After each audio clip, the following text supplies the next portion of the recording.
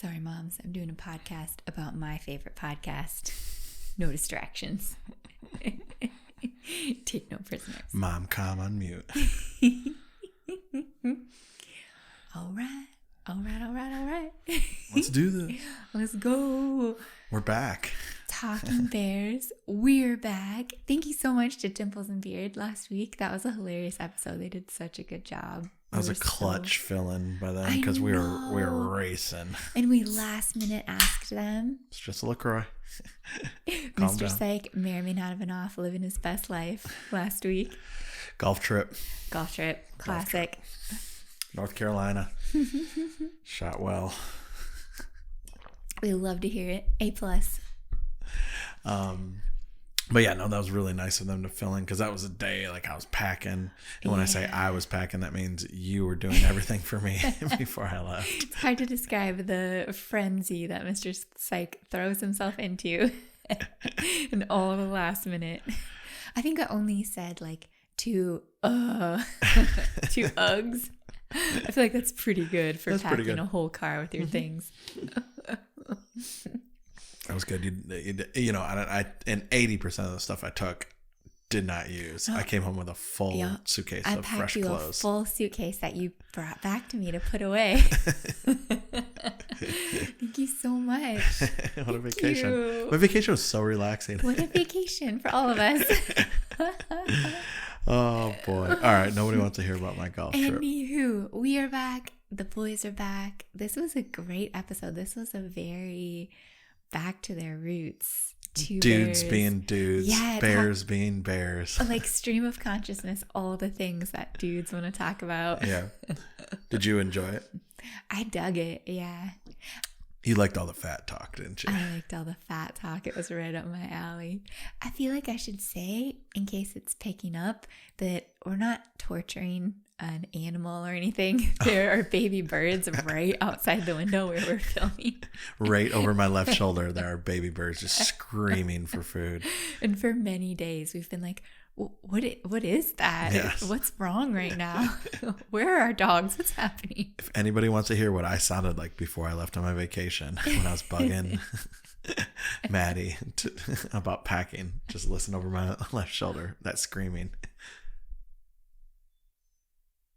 There's one. There's one. Those baby birds just sad squawk. Yeah, they're back. Bert mentions right away that he's the boss on the West Coast. Lets everyone know that he's a benevolent boss. That was good. Do you think right when I start talking, how sad is that squawk? They're probably so hungry. Go out and feed them like Ace Ventura. I'm gonna go regurgitate for that. Yeah. Do you think he? Obviously, it's a joke, but do you think he is his?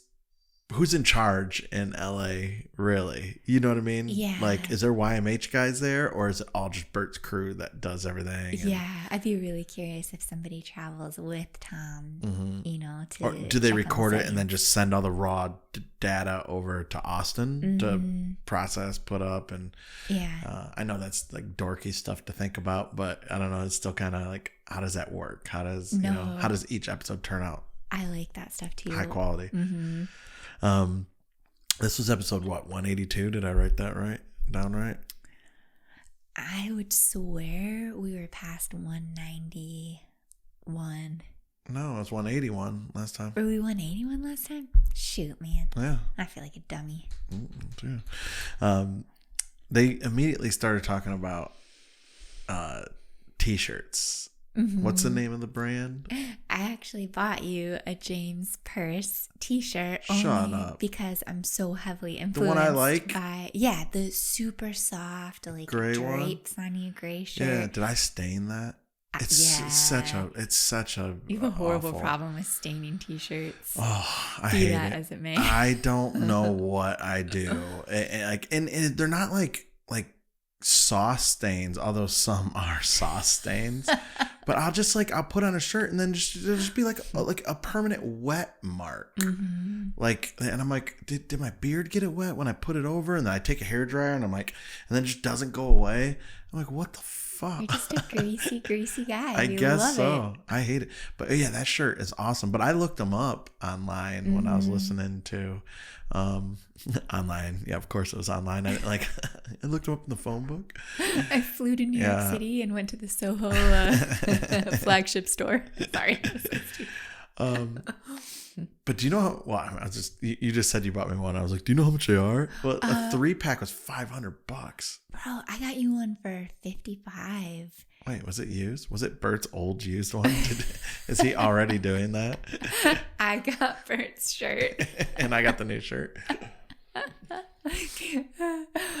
No, he said on the podcast that he found the $80 ones to be unacceptable, but there were price points. He said like some were okay and then some were so expensive he thought that they were way too expensive. I saw on their website a 3-pack was $495. Dude, that's nuts. Yeah, that's pretty nuts. But man, there's something about like a good t-shirt, like a good fitting, and for like bigger dudes, it's you know what I get mad at, and I don't know if anybody else gets the ads. They get the ads on their social media about, are you tired of regular t-shirts with your dad bod?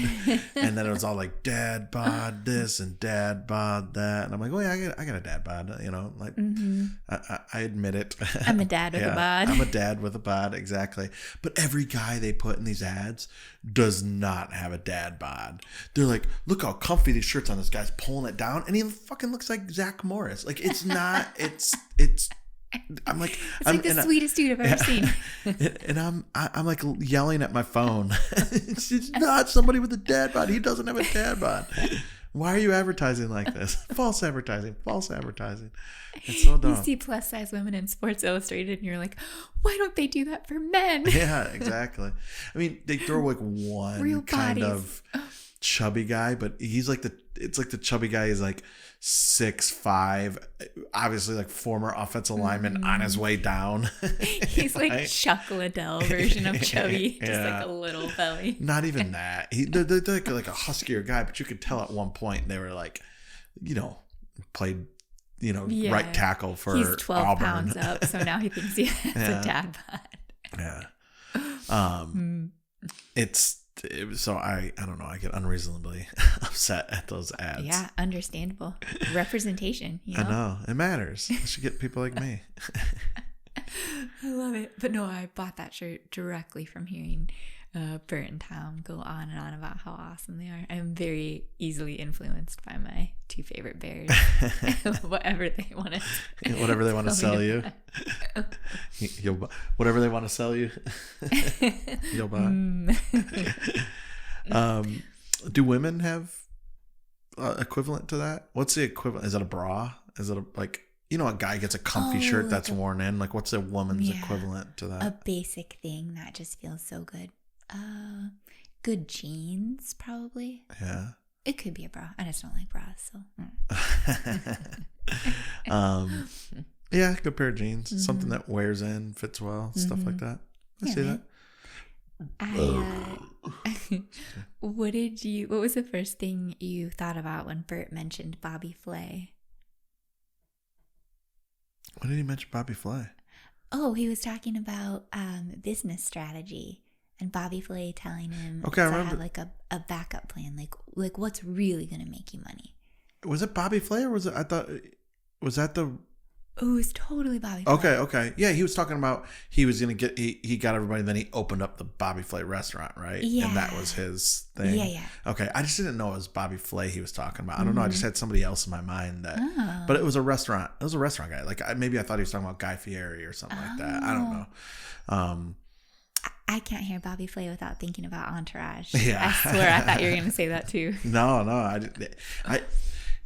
I listened to it in the morning on this today. I listened to it right before we filmed. It was like on, because we had a lot of stuff to do, I listened on like 1.5 or 1.25 speed. So that might have just missed it when I was cooking you breakfast. Bro, that's good breakfast. Thank you. I know. So his idea was the Airbnb, right? That was his thing, which is really good. I thought that was a really good idea. Like you make up, it's like basically like the party version of can you imagine going to every major city and like you were going on vacation. Every major city has like, probably thousands of times a year has groups of dudes that are going there for some reason to party. And it'd be cool to start, like, if you're going like to, I don't know, anywhere, Wichita, and then you're like, let's look up the Bert Kreischer Airbnb suite for this town. Yes. And he's got like 50 of them in like all 50 major cities. Yes. That'd be pretty cool. And it would have all his, as I understood it, his like bar and restaurant recommendations where he would go. Exactly, yeah. And then if he'd done something like with the Travel Channel, like done an experience there, you could do all that and party like him. Or then he stocks it with like cool things, like the alcohols that he drinks Liquid and stuff like that. Yeah. And all the goodies. And he could probably get it all paid for by sponsorships. So cool. Yeah. I'll do that immediately. It's almost better than a restaurant. I know. I wish that were a thing. And then you don't have to do anything. You just have the management company take care of all the rooms and stuff. For sure. Mm-hmm. What I have down here, Bert talked about like buying nice clothes, kind of back to the clothes topic. He talked about buying nice clothes when you're fat. It feels like giving up. Yes. And I cannot relate to that anymore than I do at this moment. That just hits me because it's exactly how I feel when I'm like at my heaviest. Mm-hmm. Like I'm like, I don't want to get a suit. Oh, you need a suit for this. I'm like, well, I need like 6 weeks of just pure dieting, or like I'm like a chick, mm-hmm. I'm like if I buy this at my fattest, I've given up because I never want to wear it again because I want to go down in weight, mm-hmm. And I think he was talking basically about the same thing. Like, mm-hmm. So when I shop now, I'm like, I don't care. I'll just go to Kohl's, buy the cheapest thing because I'm not going to fit in it in a year. And then a year later, I'm still wearing it.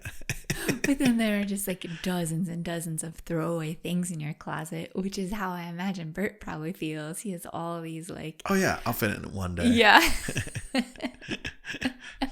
That was my favorite t-shirt when I was 22. I have to keep it. It's a medium. That's okay. I'll fit in it again. Don't worry. I promise. Oh, I know it sounded unkind when he started out the thought. He said like, it's so silly when fat people buy nice things was his first statement. And I wrote that down. I thought that was so like, it seemed cutting. Yeah. But then he kind of goes on to say, no, they've given up, but they're just trying at the last minute. Yeah. Look nice. Yeah. But no effort went into it before that. Yeah. I think I like to buy, like if I was going to buy a nice clothes, nice shirt, it would definitely have to be after mm-hmm. like months of working out mm-hmm. and getting serious about the way. Like then I would be like, I feel comfortable buying a $60 shirt, I want you to go down that road. No, you Just don't. difficult for me to say because I like you chonky. But we've had so many years of you not liking what you have to wear but not wanting to buy new clothes that I would love to see you do that like 6-month transformation and then us go and get you like really nice clothes where you're like, damn, I look good. Let's do it. It's easier to say What's after holding us back? Yeah, it's easier to say after I just like got back from 5 days of golfing, 36 holes a day, mm-hmm. eating like insane amounts of like food and drinking alcohol, because you have to have, mm-hmm. otherwise you're just dead if you don't have like fuel. And now you feel like garbage God. Week. So you're smoothies, whatever, protein. I don't even need you food. Could give me a bag of broccoli right now and I'd be like, let's do this. I just anything not to make my stomach feel bloated. Nothing my but back chicken hurt. breast, babe. Yeah. Like I cooked that breakfast this morning. It was good and you really loved it, but I was just like, oh my God, I could just go for like a green juice. A green smoothie with what's the name of that? Acai. And oat milk. I'm sorry, baby. I know. But we get like 2 weeks into a healthy eating regimen or then I workout or anything, and you're just this sucks. Shit. I hate life. life. So boring. I'm getting pizza right now. Who's coming with me? We're getting pizza. We're enough of this shit. It's so hard to meal prep for you. We've tried it every different way. I know. But we shall try again. And then I go to work and there's like all these good unhealthy restaurant choices around me. Yeah. And then when I get hooked on that, I'm sure people relate to this. You when you're like hooked on, I don't do a lot of sugars, like, although I could, like, I could eat like Butterfingers, Kit Kat every day, but I stay away from them. I don't do sodas, but then I do the bread, which is basically a form of sugar, right? But I don't know. Joe Rogan tells me, but your body digests it. It's like sugar, whatever. I'm not an expert, but I just know when I eat a lot of bread and stuff like that, that I wake up every day thinking, the first thought in my head, outside of is my family safe, is what am I going to eat today? Let's get some more bread. Yeah. For bread, should I do a burrito at lunch? Dinner is going to be good because we're going to, So I just think of what possible restaurant I can go to. It's stupid. It's that gosh darn bread's fault, though. Yeah. Kind of along in the same realm of what we're talking about. Bert was talking about he doesn't like drinking on the road. Did you hear that conversation? Yeah. And then it kind of went into his having control over anxiety and things like that. And it kind of was, I almost had the same conversation with you like yesterday, right? When I was talking to you about drinking, I was like, I don't enjoy as much as I used to, like socially drinking, like going out, like, oh, we're going out and I get to have 8 drinks and we're going to be talking to people. That used to be your jam. Like purely what drove your week leading up to date night. Oh, right? Yeah. You looked so forward to it. Yeah. And now I'm like, you know what? Yeah, it's fun. But then I don't know if it was after listening to Tom in the episode with Ryan Holiday when he's talking about discipline and, you can't say the guy that's drinking and doing like all the hard stuff to his body at night, is the one that's free and having fun. And when you don't take into account the hangover he has for 12 hours afterwards, you have to minus that from the, subtract it from the fun he's having to see if it's a net positive. Yeah. And it's kind of like the same thing that I think, what it's going through my head when I'm socially drinking. I'm like, man, I'm gonna wake up tomorrow and I'm gonna feel like shit and I'm gonna be moody in the morning, and then I just get depressed about drinking at that moment. I'm like, this is just not that fun or whatever. But I do like family drinking. Does that make sense? It does make sense. Like, and I don't know if that's what Bert meant by he doesn't like drinking on the road, but I thought he might have been leading to he likes drinking at home with his kids and his wife and stuff like that. I thought he was teasing that as well, where he was like about to start drinking wine with Leanne and he was all excited later in the episode, and then he was just like, nope, I'm going to bed. Yeah. Trying to like prep himself for a good day. It's that podcast. Home drinking that I like now. I like going, like once a week I'll go play golf with my buddies and I'll have a couple cocktails. I'll drive home. I will, I said a couple, like 2. I'm not driving home drunk or anything. Out over Yeah. It's a responsible amount of alcohol now. I don't drink when I golf. Just afterwards we have lunch. I'll have 2 cocktails and then I'll come home. But then I come home and the kids are done with school and it's just kind of like a low key night. I can see the hot tub out there. I know me and you are going to go in the hot tub. I have 2 or 3 more drinks. We cook dinner, we hang out, homework, and then go to bed like afterwards after a hot tub and watching a show. I was like, that's like the night of drinking I like now over the like everybody drinking. Yeah, exactly. So I don't know. I don't know if it's almost like sorry to ramble on here. No, I find it interesting. It's almost whatever, everyone at home. Yeah. Screw you guys. Look at her boobs somewhere else. I'm talking. It was kind of like how my thought on holidays kind of changed as I got older and had kids and had a family. The family holidays, like my favorite, our daughter was just asking what our favorite holidays were. And it's Thanksgiving, 4th of July, and Halloween for me. But it's not Halloween like when we lived in Vegas, why you'd like Halloween, because it's basically nothing but you go out, you party, girls are half naked and stuff like that. Bunch of hot cats everywhere. Yeah, a bunch of hot cats. Vegas is like the Halloween capital of the world for adults. But now I love handing out candy. I love going around the neighborhood, getting that bonfire going in the driveway, drinking that night and just having an all on night. So it's like the reasons I like drinking differ now. I like to do it with my family and have a relaxing night rather than I'm going out drinking to meet people and to do this, do that, if that makes sense. It makes total sense. I think it's sweet. It's an evolution. Mr. Psych is growing, changing, maturing. It can be hard to take that realization though. Like I barely drink now, just super sparingly, but it can be hard. Even for me, who wasn't a big drinker to begin with, it was kind of hard to be like, oh man, I'm just not going to do that anymore. I don't feel well. It's not worth how I feel the next day. Yeah. I'm like irritable and tired and short with everyone. So I'm not going to do that. Yeah. It's nice every once in a while though. Mm-hmm. We're old. Nice every once in a while. It is. It's hard. It's always so impressive to me that Bert, at 50, right at 50, now can keep drinking and is still able to party in certain situations where he chooses it. Yeah. And then for him to say in this episode, every day starts at 6, I think I had a different imagination of his, like, what time he work wakes schedule. up and stuff. Yeah, I figured if he's out partying, everybody lets Bert sleep till like 10, or he just gets his rest where he needs it. But yeah. My guess is, especially with these two guys, because they probably are two of the biggest comedians out right now when it comes to how much they do and how many projects they're in and stuff like that. There's comedians out there now that are big, but they just tour.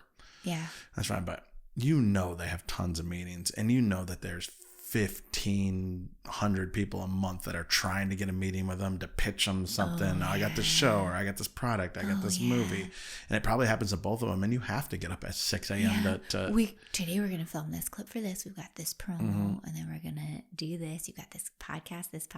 Like you can't even imagine the day. There's a thing with a working person. I was gonna say a working man, but maybe some girls, like working girls, feel this way too. Very woke. Thank you. As a working girl, yeah, I appreciate your consideration. Woman, sorry. A person.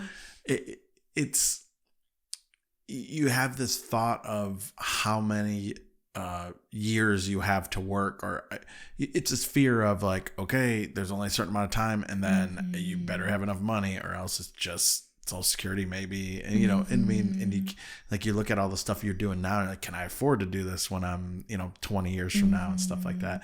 So probably with comedians too, because anybody in Hollywood, you see the stars rise and they don't fall. It's just like, you have you're a shooting star for a sec, and sometimes it's for a year or two, sometimes it's 5, sometimes 10, you never know.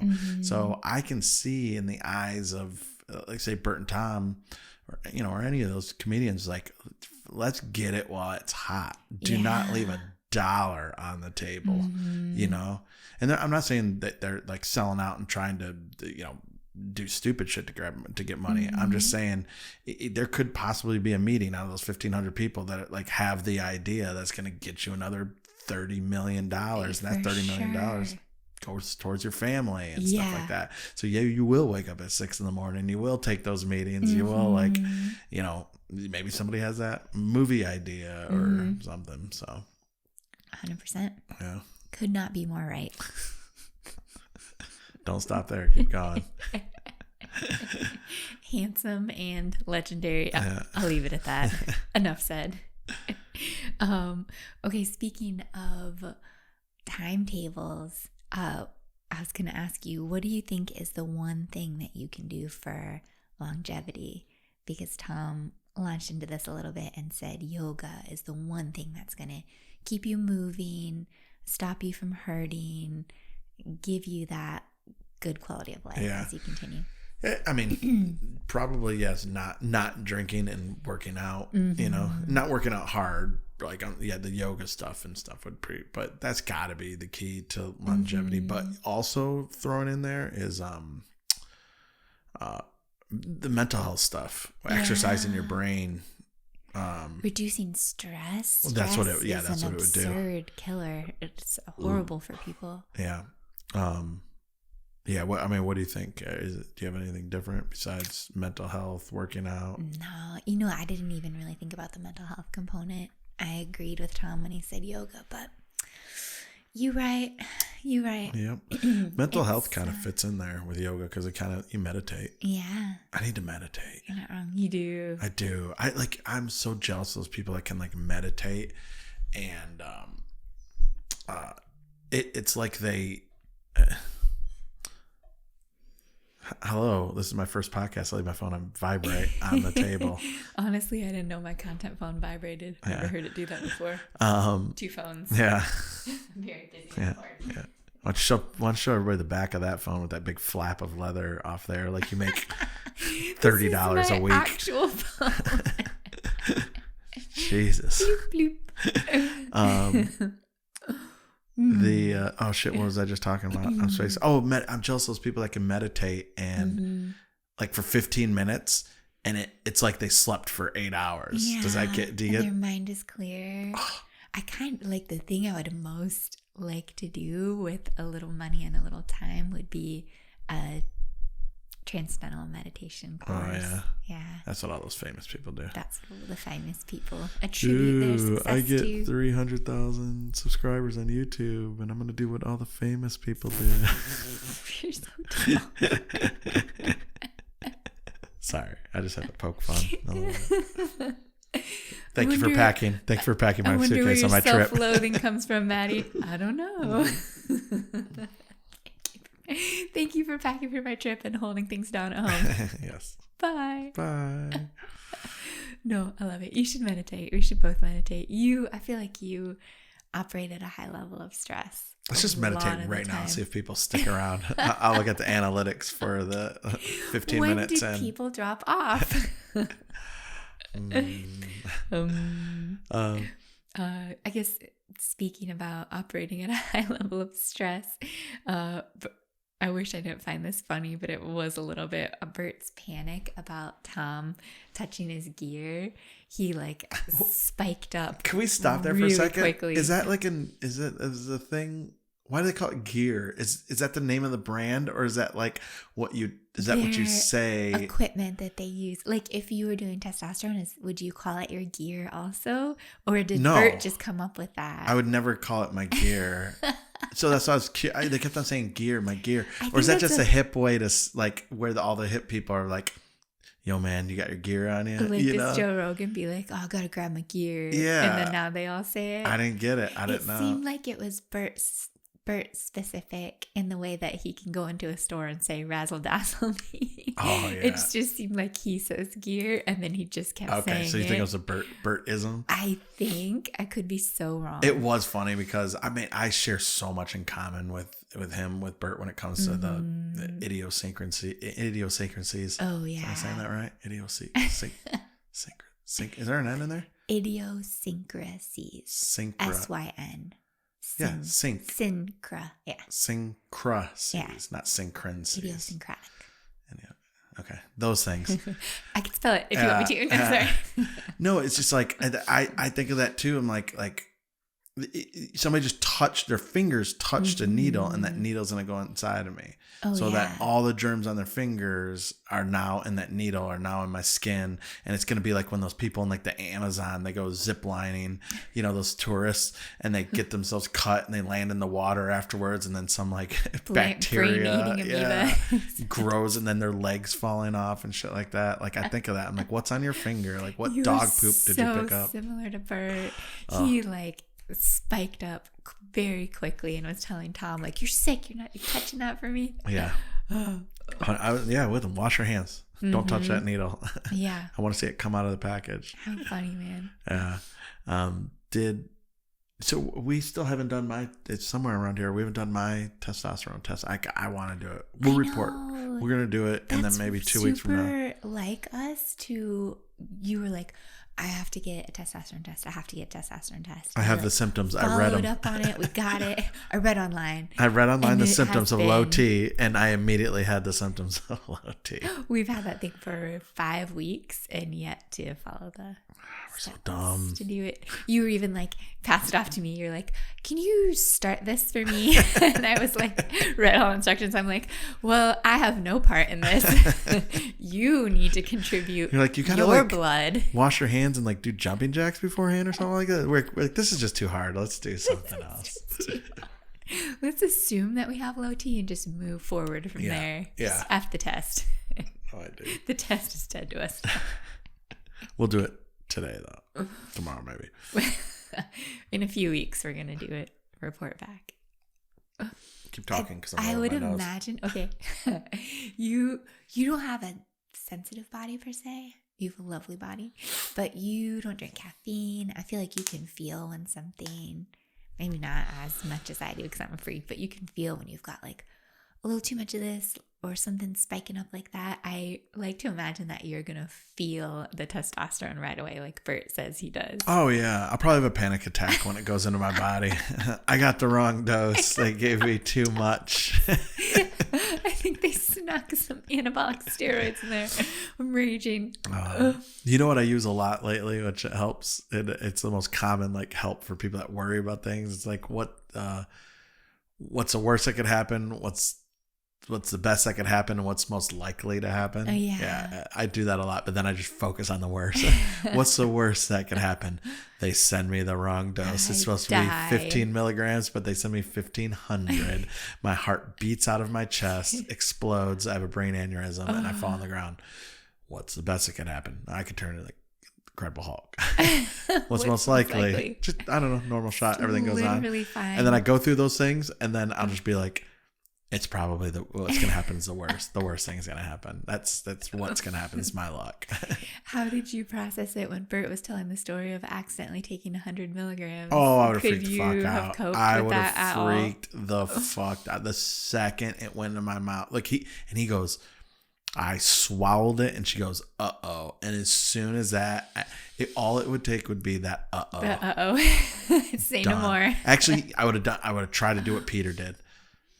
And go right to bed. Run to bed and just fall asleep. Yeah. And then if I woke up, it would be like Bert was talking about the movie The Passengers or something, where Chris Pratt wakes up and he's you have to process if you want to wake someone up with you. I would 100% wake somebody up, and it would be the person that gave me the 100 milligrams.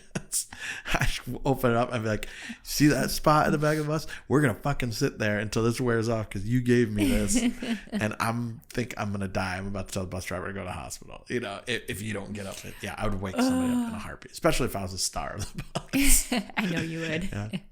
But I would have done what Peter did. I would have been like, somebody punch me so I can just fall, like get knocked out and go to sleep. Oh. On that note. I liked how they pointed out that neither of them have like weight as part of their act. Mm-hmm. You know, I mean, obviously they had fat jokes at certain points and things like that. I get that, but yeah, I thought it was 100% true. When like I don't like when people tell comedians like, don't do this because then you won't be funny anymore. Mm-hmm. Like you're telling me if Bert was ripped, he wouldn't be funny, or he couldn't like. Yeah, I think or have any of his material. Yeah, that bothered me too. I think he'd be just fine. Mm-hmm. I feel like sizeism is the last real hurdle for us to cross as a society. You're a fighter. I love how Bert still thinks he looks awesome, which he does. It's not funny that he thinks that. He still looks good. He looks really good. He looks better. We talked about that last, 2 episodes ago. So good. Tom made a good point that Bert is able to focus on the one good thing, whereas majority of people can only focus on the one bad thing. Like, oh, I just have this little like inch of fat, or oh, my arm, I wish I could just have bigger calves. The one thing becomes all consuming for them. See Johnny Drama, bigger calves. I had a theory about, I don't know if you agree with this or not, but depending on how you looked during your like high school formative years, or high school, maybe college, like whether you were popular or not, kind of decides how you act later on.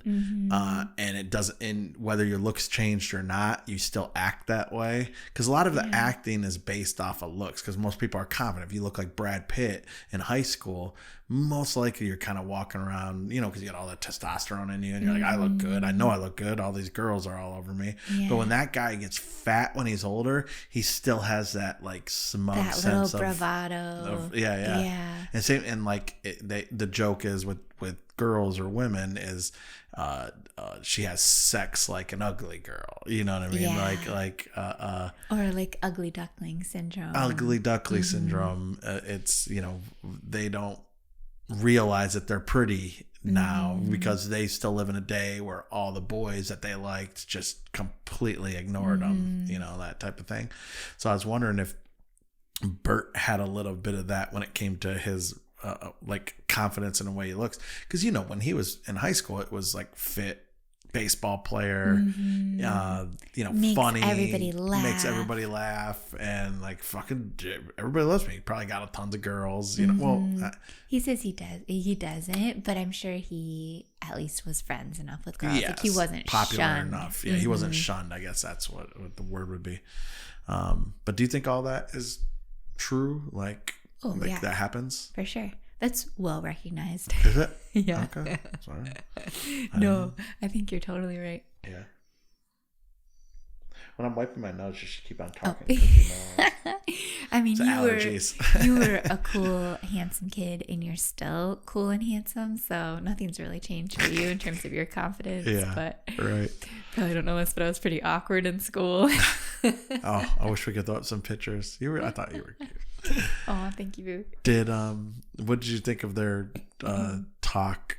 Their Boeing 737 Max talk. Do you remember me talking about that before we went to New York? Yeah. I was looking for plane flights that didn't have Boeing 737 Maxes. And they were a little wrong, but Tom was 100% right on the whole internal memo with the training on those. Basically, the plane just did something, and the pilots were supposed to recognize when it did this, and then just basically flick a switch. Yeah. And they were like, "Well, we got to train them on this," and then they were like, "Well, that would cost money and time, and we're not going to train them on this." Yeah. It's literally the reason 2 planes just plummeted to the earth. That's horrifying. I know. It gives me chills. The friggin' worst. Oh. I'm really glad that we don't have to fly a lot for work. I feel terrible for Bert, how much he hates it and how necessary that is. Oh man, I can't imagine livelihood. That. I can't imagine that. No. The hell is outside? It's part of me for a sec. Maybe it's the FedEx. Oh, good update, Mr. Site. Not a problem. Oh snap! That could be Ikea. I don't think it's Ikea though. I'll tell you. Hold on, everybody. Okay, everybody. Ready? Everybody, calm down. Everybody, calm down. Here we go. Is it? Oh no, going across the street. Oh, so exciting in the suburbs, everyone. I know. Anything could happen. Again, I have all the same anxieties probably Bert has when it comes to flying and stuff like that, like overstudying like what plane you're on and all that kind of stuff. Yeah. Like my golf buddy is going down to one of the islands somewhere, to golf, and we're riding next to each other, and he knew I was in the Air Force and stuff like that. And he's like, "Would you fly in a private plane with one pilot?" And I just laughed. I go, no. And he goes, "Okay, yeah, I thought so too, but everybody's laughing at me for being afraid." I'm like, no, just you can be afraid. Yeah, don't fly on a private plane with one pilot. I go, "You're one brain aneurysm away from trying to land that thing in the ocean by yourself." Calling down to air traffic control. And I was like, and I've golfed next to you for 2 years. I go, you have no business trying to land a plane, let alone drive a golf cart. Oh, I love it. I love it. Those. Here, our dogs. Hold on. No Ikea today. No. But anyway, just to make it, because I do the same thing when I talk about that type of stuff or death or whatever. My anxiety starts ramping up too. So, and I could tell Bert in the episode was like, let's just talk about something else. Let's talk about vacation. Awful for him. Then he brought in like his parents and how everyone's gonna go and on what timeline. And he's like, yeah, this is what I do. Like this is why after I get off, I'm just anxious all day. Yeah, I don't know if you saw me at the dinner table the other day with everybody there. We got old people at the dinner table, an ex-funeral director, and everybody's like talking about dreams of death and all this kind of stuff. And I was just like, and I just kept quiet. Oh, they were talking about like seeing their relatives like immediately after they die and stuff like that. I know that was too. That was too much. A long story. It will end on this because it's really weird and I can't talk about it too much because it brings up anxiety. But like, basically we're at our dinner table and family members were talking about like my dad was talking about when his dad died, you know, going through cancer. Like he just remembers he was out of town, woke up and like went to the peephole of his hotel and an arm reached through and grabbed him. Obviously it's kind of, he was dreaming, you know, it was not real, but, and then it was his dad and his dad, you know, my grandpa, and his dad just says, hey, you know, don't worry, it doesn't hurt, you know, or something like that. And then there was other stories about that and it got me like, you know, the girl was talking about having a dream with this guy who was already dead and his dad were in a car convertible driving and then she just decides to look in obituaries because she hasn't talked to that family in years, whatever, and then a week prior that dad had died, you know, years after his son, but and she just had this dream about it, which like, you know, last night I told you we kind of had some bad news. A friend passed away, and it was so weird because I text my buddy when we were texting back and forth.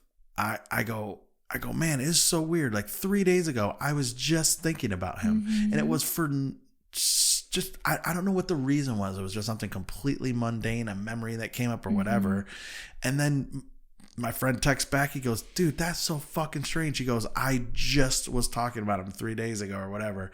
And it lined up like 2 days after we had this conversation with our family. I'm like, oh my God. I'm like, this is so weird how things work out like that. Like how you think of somebody or you think, but yeah, it gets me all like, you know, revved up and then I got to go do the... But anyway, all right. Well, what a way to end. Let's talk about puppies. Now let's spend the rest of our day anxious. I know. I'm all revved up as well. All right. Oh. Well, good episode. It sounds like we're doing some guest bears over the next. Yep. Yeah. Yep. It's always interesting to hear them reference their filming schedule or what they're up to. And because they said, oh, those are some good shows. Yeah. Like they filmed 2 or 3. Yep. And Tom said, you know, that they're back together in a month from whenever that was filmed, which could be coming up here. Yep. Have you been following Bert's stories in Australia? Yes.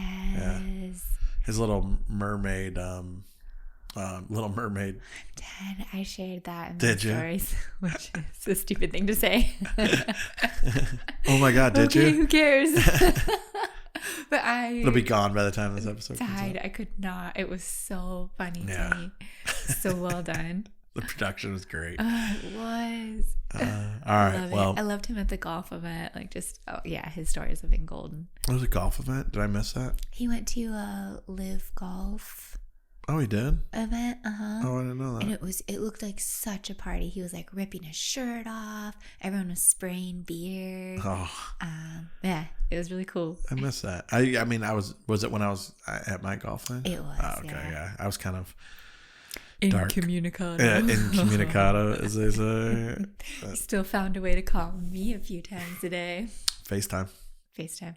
I was on the course when you left our daughter with my mom. Like my mom's whole mission was like, no, you can't call dad, and then she sneaks away and all of a sudden I'm on a par 5 my music stops on my little speaker and then it's like the FaceTime I'm thing. Sorry. And it's her just call me and I'm like, hey, I showed her the course and I showed her everything. She did really miss you, but it was also a component of grandma fussing her that she should not text you, don't call you. I know. I don't care. I didn't care. She can call if she wants. She's cute. All right. That's it. Guess we'll see you at episode 183. Mr. Zach and Maddie talking about stuff. Did anyone watch to this point? I don't think so. That's what we call talking bears. Bye. Bye. Bye.